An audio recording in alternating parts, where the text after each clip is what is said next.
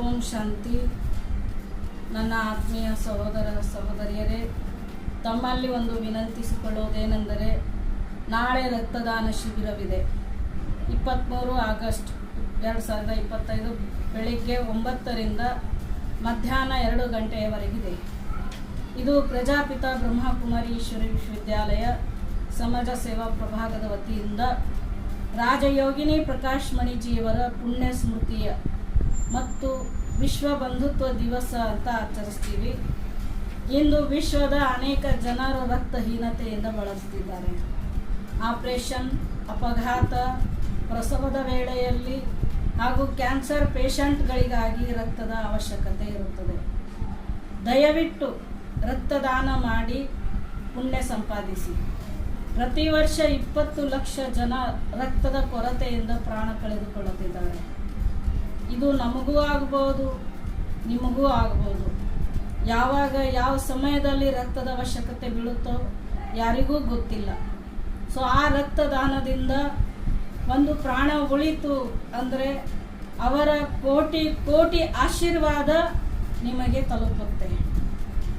ಅದಕ್ಕೆ ಈ ರಕ್ತದಾನ ಮಾಡೋದು ಒಳ್ಳೆಯ ಕಾರ್ಯ ಅಂತ ಎಲ್ಲರದ್ದು ಭಾವನೆ ಇದೆ. ಆದರೆ ರಕ್ತದಾನ ಮಾಡುವ ಸಮಯದಲ್ಲಿ ಭಯ ಪಡ್ತೀವಿ. ಈ ರಕ್ತದಾನ ಮಾಡೋದ್ರಿಂದ ಎಲ್ಲಿ ನಮ್ಮಲ್ಲಿ ಅಶಕ್ತತೆ ಬರುತ್ತೋ, ಏನಾಗುತ್ತೋ ಅಂತ ಭಯ ಪಡ್ತೀವಿ. ಆದರೆ ಭಯ ಪಡೋ ಚಿಂತೆ ಇಲ್ಲ.